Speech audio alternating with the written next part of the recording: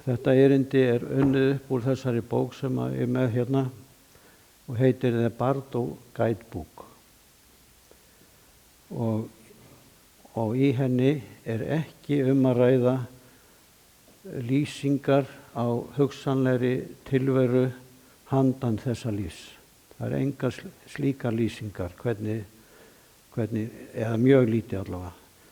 Heldur eru þetta leiðbeiningar sem að geta stuðlað að lausn mannsins frá hringrás endurfæðingar. Og ég þýddi bara lauslega úr þessu og endursagði smá brot. Meira og minna skildi ég ekki neitt í þessu. Fyrir 1200 árum þá færði tíbeski laman Padmasambhava fræði í letur í bók sem heitir Bardo Total og hún hefur verið kölluð tíbeska dauðabókin. En réttari þýðing væri bókin millibíls ástandið. Fræðin Bardo eru reynslu og þekkingu Tíbeta af vitundastigum eða vitundarástandi mannsins í hringrás endurfæðingar. Þetta reynsla þeirra jóga og lama sem hafa náð langt og farið með fullri vitund hring endurfæðingar. Og þetta því ekki einhverjar óljósar hugmyndir eða kenningar. Þetta þeirra reynsla, þótt undarlegt sé. Þessi vitundastig eða ástand venjulega talin 3. Það Bardo dauðans sem lýtur að dauðastundinni og flutningnum yfir á annað tilverustig. Og svo það Bardo sem að viðkemur dvölinni á tilverustigi handan jarðvistarinnar og síðan það Bardo fæðingar sem nær yfir undirbúning næstu jarðvistar. Því að búddistar trúa eða halda að það sé sem sagt að fólk endurfæðist. En það hægt að bæta 4. ástandinu við. Það sem sagt Bardo þessa lífs sem við lifum nú, sem nær frá fæðingu til byrjunar dauðaferlisins. Og í öllum þessum Bardo, þessum þá 4, þá leynist möguleiki á uppljómun. Og fyrst verður hér fjallað leiðbeiningar fyrir því síðasttalda, Bardo þessa lífs. Og nú kemur svolítið kannski virðist vera harkalegt, en á því skeiði þá fólk almennt stöðugt háð fávísi, neikvæðum tilhneigingum, blekkjandi reynslu og fastmótuðum upplifunum. Fyrir fæðingu hefur einstaklingurinn þegar kennt sig. Sem sagt við komið með þetta ég-hugmynd fyrir fæðingu samkvæmt búddismanum. Að halda fast við þessa ég-hugmynd býr til fasta mynd af raunveruleikanum, sjálfum sér sem skynjanda og öllu öðru sem hið skynjaða. Og þetta veldur keðjuverkun sem gengur gegnum líf eftir líf. Sýn okkar takmörkuð á yfirborði veruleikans. Og þannig heldur þetta áfram þar til lausn náð. Hinum uppljómaða hefur orðið ljóst að öll fyrirbæri eru sýndarfyrirbæri eða blekking og þeir kalla það Maya. Hins vegar teljum við allt hið skynjaða að það sé raunverulegt og gegnheilt. Við erum þess fullviss að skynjanleg fyrirbæri tilverunar séu raunveruleg. En þegar þeir tala Maya, þá vísar það til þess að sá veruleiki sem að getur tekið við eða réttur sagt sá veruleiki sem við skynjum sé blekking miðað við þann veruleika sem getur tekið við. Við þurfum að skilja ytri, skynjaleg fyrirbæri og innri huga sem upplifir.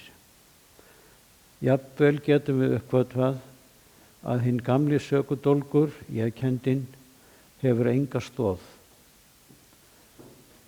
Við getum öðlast nokkra þekkingu á eðli fyrirbæra en hún er aðeins fræðileg. Ekki nægilegt að hafa aðeins hugmyndum að allt, þar með talið maður sjálfur, sé tóm eða handan við muninn á veruleika og ekki veruleika. Við verðum að upplifa það beint. Og skoðum þá hvað þessi fræði segja hið sársaukafulla barndóm dauðareynslunnar. Hvað getum við gert í þessu lífi? Hvaða þekkingu verðum við að fá hér og hvernig getum við nýtt þá þekkingu? Að skilja þessar mikilvægu ábendingar og til hvers þær leiða er kallað að þróa þekkinguna sem af lærdómnum leiðir. Að hugleiða og hafa á hreinu viðeigandi leiðbeiningar er kallað að þróa þekkingu sem kemur frá íhugun. Þegar við höfum gert þessa þekkingu að lífsmáta og meðtekið hana sem eigin reynslu, þá höfum við þróað það sem kallast viska sem kemur frá hugleiðingu. Hið erfiða barndóm dauðans er sagt þjáningafullt vegna þess að ferlinu að deyja fylgja langoftast verkir eða kvalir.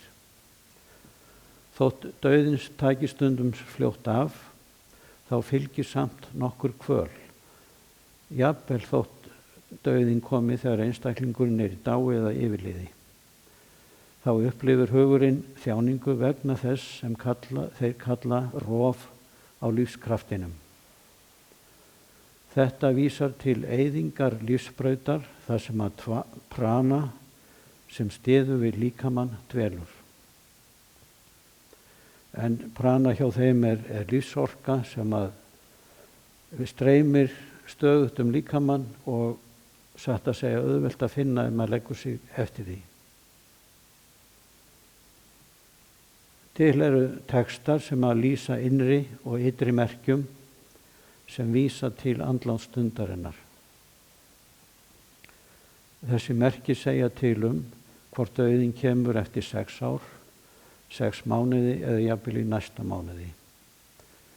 Þessi leyndu innri og ytri merki sýna mikinn óstöðuleika hinna 5 elementa sem í líkamannum búa og þegar svo er komið hjálpa engin lyf. Sum þessara dauðamerkja verða greinileg sérstaka daga mánaðarins. Til dæmis þegar við kreistum aftur augun þá getum við séð litla ljósglampa eða liti. Ef þeir sjást ekki fyrsta dag mánaðarins þá bendir það til þess að von sé á dauðanum. Ennfremur höfum við venjulega veikt suð í eyrunum og ef það heyrist ekki lengur er það annað merki að stundin nálgist. Og svo má finna önnur merki og merki koma fram í draumum. Draumar eru venjulega brotakenndir og ruglingslegir, en dauðamerkin í þeim eru augljós. Stundum dreymum við sérstaka óheillavænlega drauma hvað eftir annað snemma morguns. Við gætum dreymt endurtekinn draum að við séum á ferð niður dimma brekku. Eða draumur gæti verið að við séum á svörtu villtu dýri á ferð niður halla eða við séum að nálgast dökkt svæði. Slíkir draumar segja fyrir dauðan. Það er einnig merki að von sé á andláti ef við erum veik og dreymum að sólin eða tunglið sé að hverfa á bak við ský.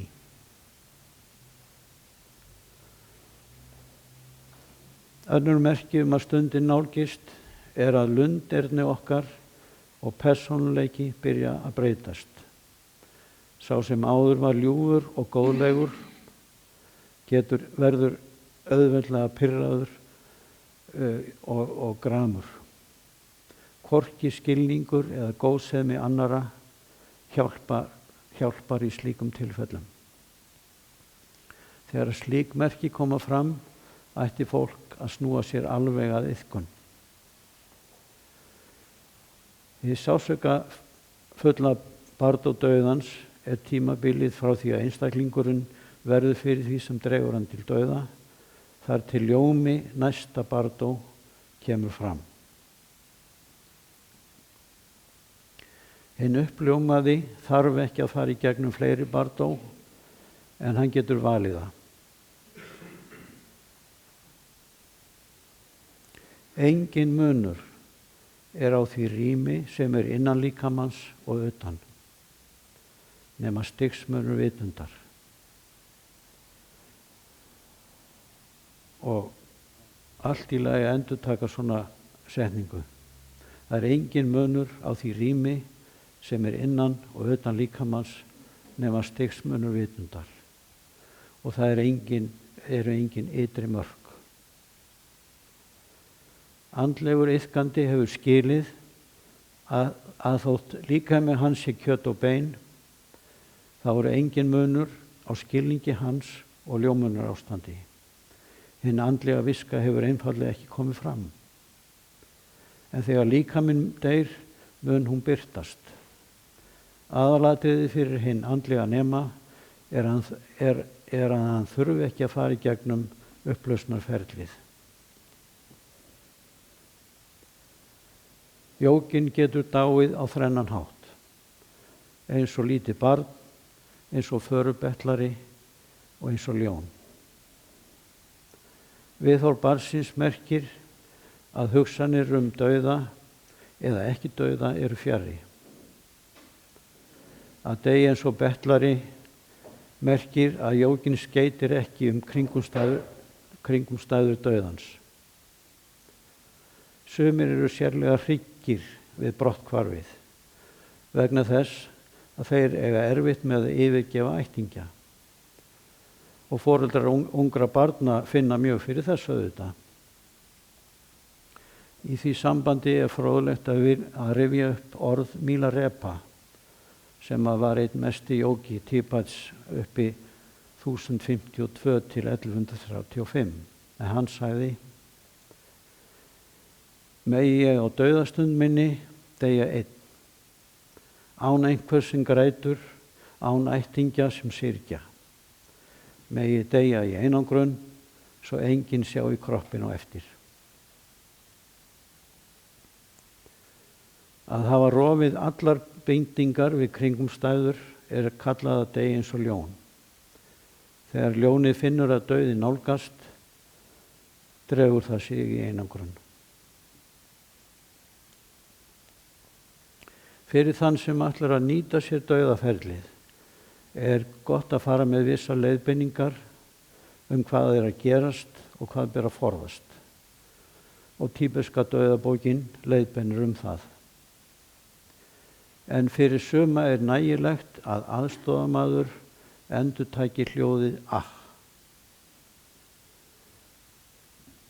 endurtaki það fyrir þann sem að deyja. Ástæða þess að líkaminn deyr, samkvæmt búddisma, að máttur elementana 5 dvínar og hverfur. Til dæmis ef við missum fingur, þá dregst mátturinn sem áður var í fingrinum inn í líkamann. Í líkamannum eru 5 megin prana eða orkurásir eða orkustraumar, eða orkumyndir, ásamt orkustofum sem orkan streymir Og í þessum fræðum þá jógafræðunum þá náttúrulega talað þessi staðreynda orkustafarnir séu í manninum. Við dauða byrja þessi orkuform að leysast upp ein af annarri. Og því ferli fylgir sérstök innri reynsla. Þegar til dæmis ein þessara 5 orkumynda hættir að streyma, verður maðurinn ófær að melta mat en getur aðeins drukkið. Hiti líkamans dvínar, útlimir kólna og að lokum verður aðeins hiti eftir hjartanu. En á meðan hefur dauðinn ekki vitjað einstaklingsins. Þegar að lífsorkan þverr, fær einstaklingurinn gjarnan ofskynjanir og verður kvíðinn eða hræddur. Honum líður illa. Slíkt getur einnig gerst í venjulegu lífi, bara eins og við erum núna, ef auka orka fer orkubraut nærri hjartanu. Þegar að dregur úr þeirri orku sem streymur niður líkamann eða mænuna, þá minnkar stjórn einstaklingsins á náttúrulegri starfsemi líkamanns. Og slíkt auðvitað óþægilegt. En þegar að dregur úr þeirri orku sem streymur upp líkamann, verður erfitt að koma mat eða drykk ofan í sig. Erfitt verður öndun og þegar nær dregur verður andardrátturinn óreglulegur og grunnur. Útöndun verður löng en innöndun erfið. Það sem skapar líkamlegan þrótt orkuflæðið. Dvínun þess fyrsta skrefið í rofi á elementunum og merkin koma í ljós. Innri merki snerta hugamannsins. Deyjandi maður verður sljór og andlega þungur. Heldur að þetta sé af völdum líkamlegra aðstæðna.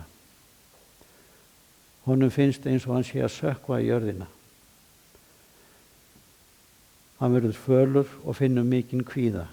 Röddin breytist og honum verður erfitt mál.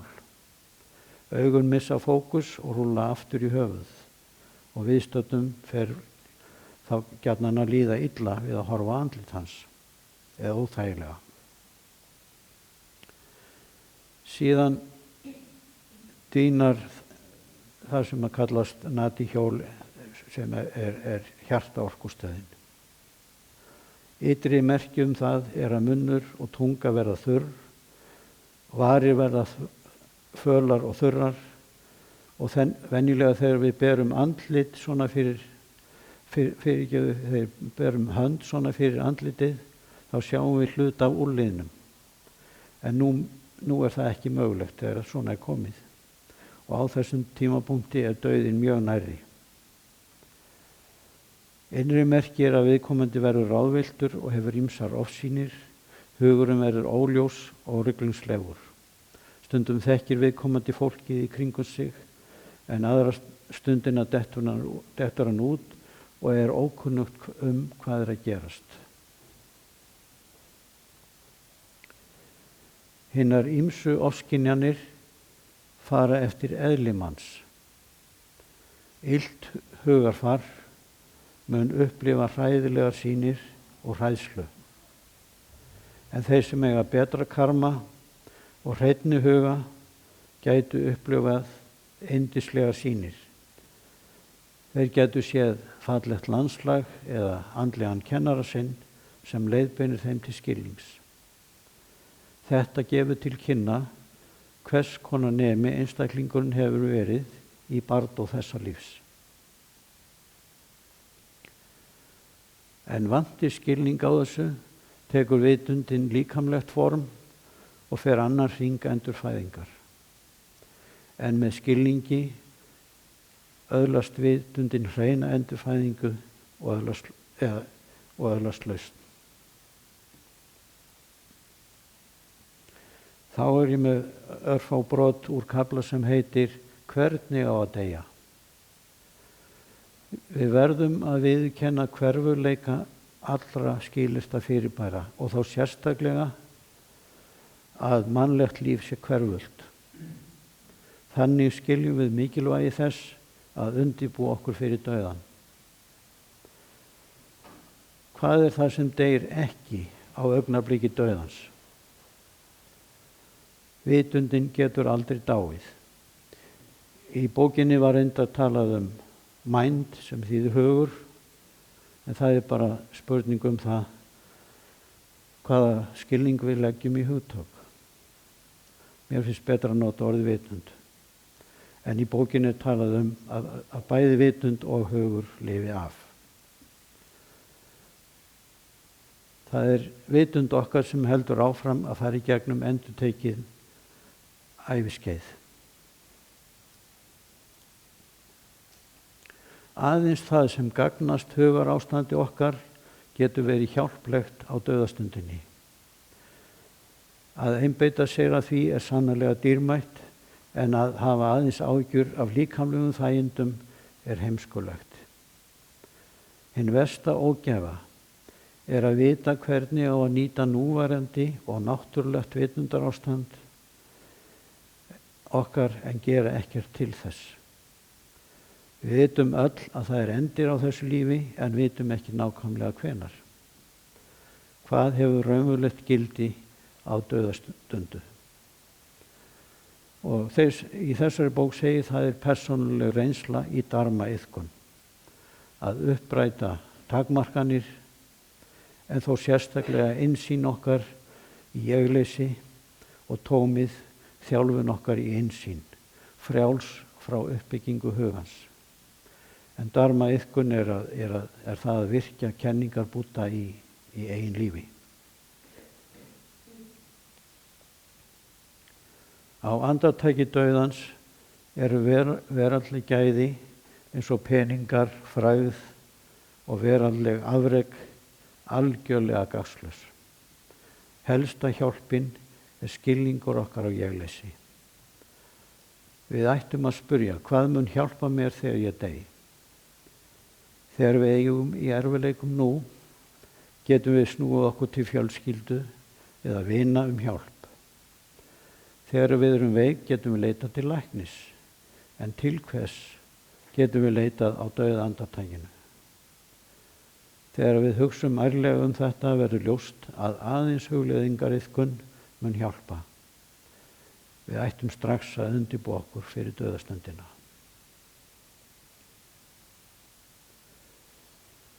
Við getum eytt árum í að kanna hvaða trú eða lífsspekistefna sé áhugaverð.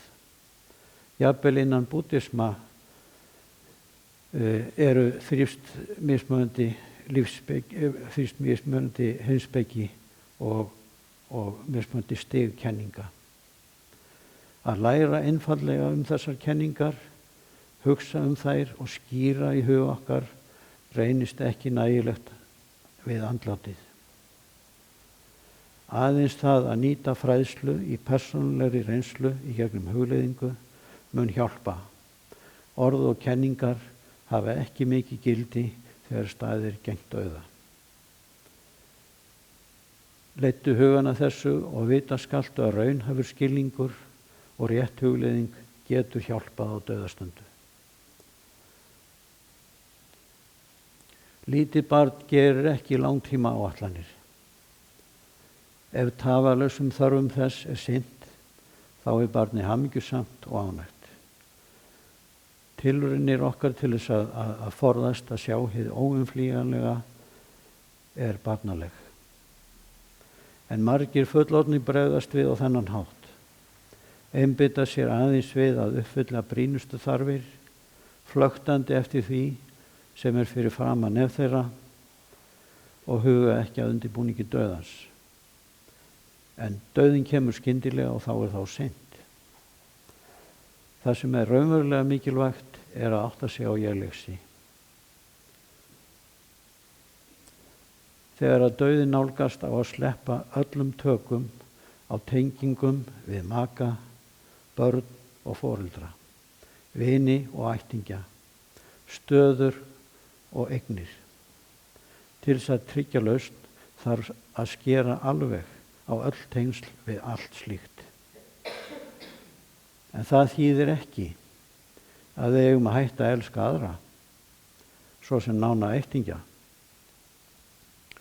Venjulega er ást blönduð hæði, því að vera háður, ergelsi og sjálfsblekkingu. Og það er orsök frekari bindinga sem festir okkur frekar við tilveru endurfæðingar. En kærleikur sem einkennist af mikilli elsku, visku og samúð leiðir til lausnar og uppljómunar. Ekki skiptir máli hvað það sem bindur okkur. Það geta verið tengsl við venjulega hluti eða binding við líkamann og líf, land og heimili eða gull og silfur. Jafnvel binding við trúarlega atriði eins og styttur eða trúarlega texta. Aðalatriðið er að hafna öllum tengslum á dauðastundu. Gakktu úr skugganum að hugur þinn sé óháður öllu og dveldu í æðruleysi hugleiðingar. Fyrir dauðan ættum við að hafa lokið öllum áætlunum. Við ættum ekki að vænta þess að sjá tiltekinn ættingja eða vin í síðasta skipti. Ef til vill ættum við frekar að fá í heimsókn einhvern óvildarmann. Og líkamlegir verki koma fram við dauðan eins og áður sagði, einkum á því augnabliki sem að kallast rof lífskraftsins. Þegar þjálfaður andlegur nemi upplifir mikla kvöl, horfir hann inn í kjarna sársaukaskynjunar og sársaukin verður ekki lengur vandamál. Mikilvægt er að láta hann ekki gagntaka sig. En auðvitað getur sársauki verið mjög mikill og þetta er ekki auðvelt. Á dauðaandartakinu, akkurat sem sagt á dauðaandartakinu verður það hugarfar eða svo hugsun sem ríkir skyndilega mjög kraftmikið, mun sterkar en venjulega. Venjulega eru það ytri skynhrif ytra líf sem afvegaleiða okkur. Og þar sem við getum upplifað gremju eða iðrun, þá er mjög mikilvægt að hreinsa hugan af öllu sem veldur eftirsjá. Mikilvægt er að vera óháður öllu sem þú varst eða gast ekki uppfyllt. Þá verður allt mun auðveldara. Á dauðastundu er heillavænlegast að dvelja með vakandi athygli í eðlilegu, náttúrulegu vitundarástandi.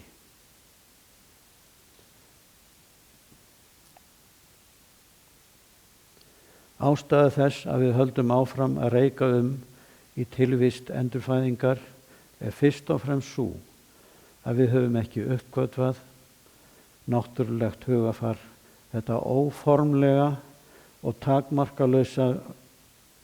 þessa óformlegu eða takmarkalausu vakandi vitund sem er þegar fyrir hendi okkur. Við höfum heldur ekki æft eða ná staðfestu í þeim skilningi.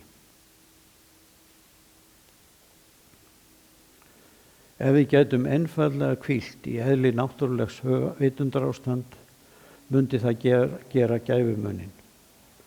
Á andlastundu getum við ekki lengur treyst á kreditkort, peninga eða vini, aðeins á okkur sjálf. Þegar uppleysisferlunum er lokið, þá er mögulegt að hvíla í náttúrulegu vitundarástandi og ná lausn. Lykilatriðið er hæfni okkar í að ná hugarró og hvíla í ástandi tómsins en vera meðvituð. Ekkert sem þá kemur upp skiptir máli. Upplifunin líður hjá.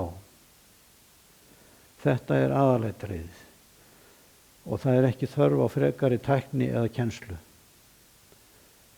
Allt sem kemur upp líður hjá.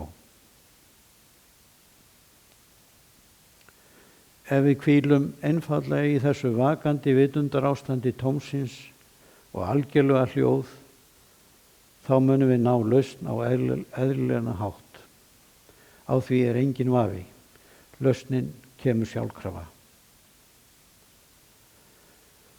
Það eru tengsl á milli staðsetningar næstu endurfæðingar og ástand líkamans þegar vitundin skilur við.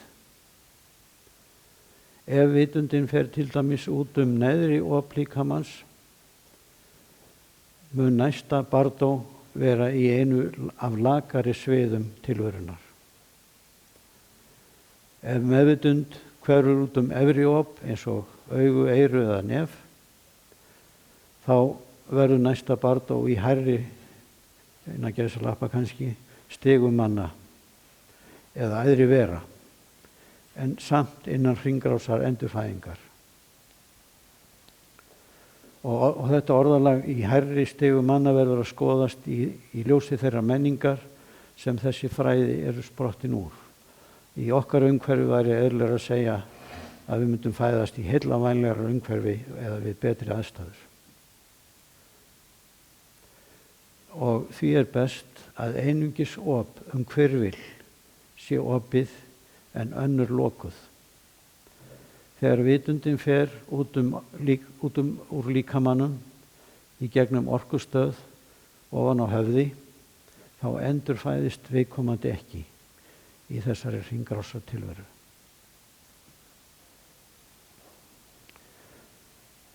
Og smá leiðbeiningar kannski bardó sem er handan dauðans.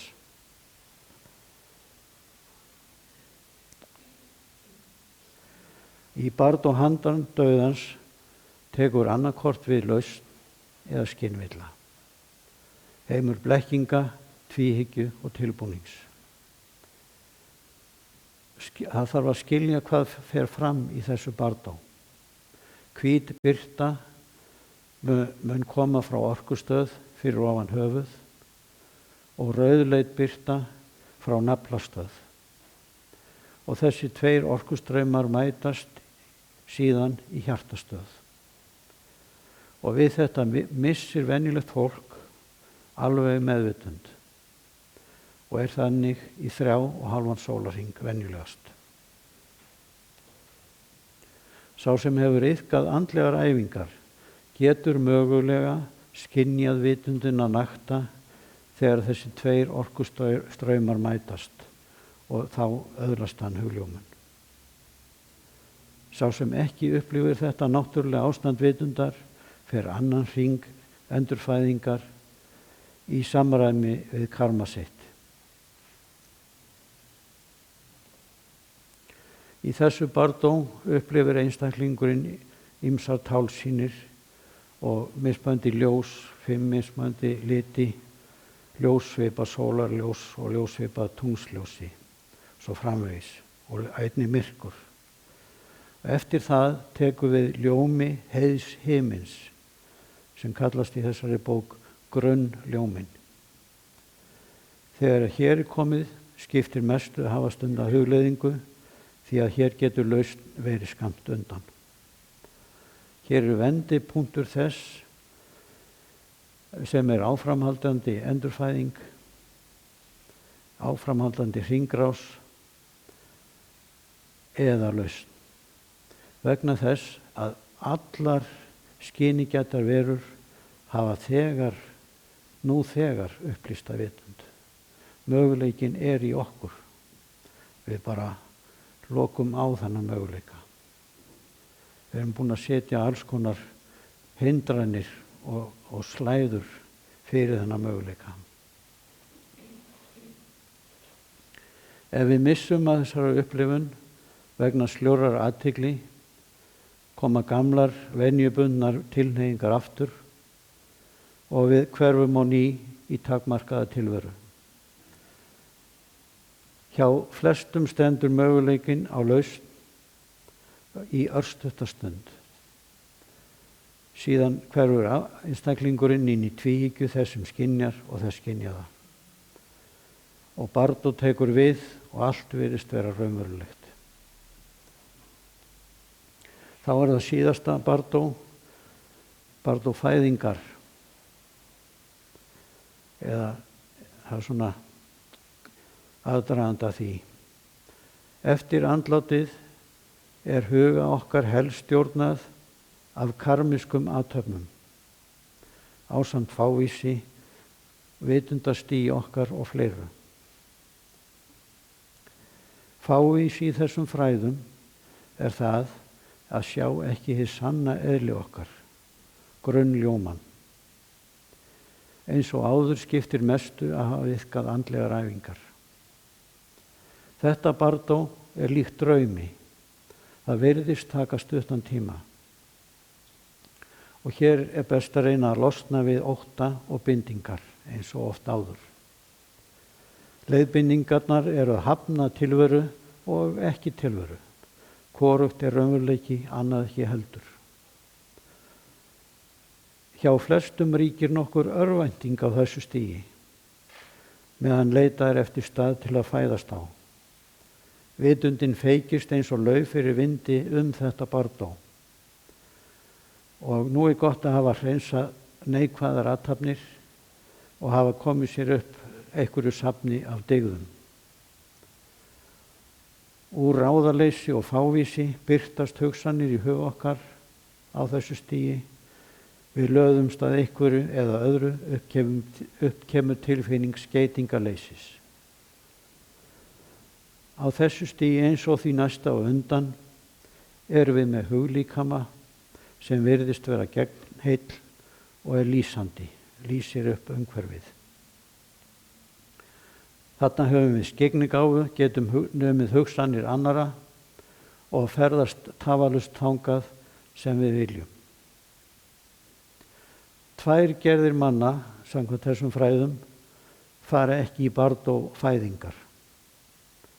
Það er þeir uppljómuðu sem þurfa þess ekki og hinnir verulega illu sem að hafa til dæmis drepið fjölmarga. Þeir hverfa í einhvers konar hreinsunareld. Svona meðaltími í bardó fæðingar eru 49 dagar. En í sumum tilfellum er dvölin mánuðir eða ár.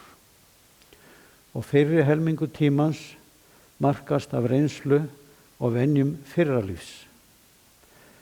En seinni hlutinn tekur mið af persónuleika næsta lífs.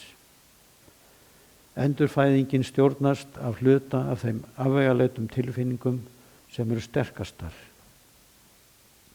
Og í þessum fræðum eru þær helstu binding, það sem að vera háður, reiði, blekking, stolt, öfund og ágirnd.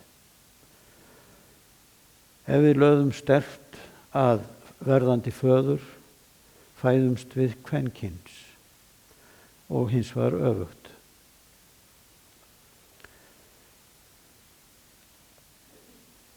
Meginmarkmiðið er ekki að hafna reynslu okkar, heldur að skera á allar tengingar eða bindingar við reynsluna. Eitt af því sem hindrar í þessu bardó er binding við fyrri stöðu eða eignir. Þess vegna er brýnt áður en við deyjum að hverfa frá öllum hugsunum sem snerta ergelsi og hæði því að vera háður.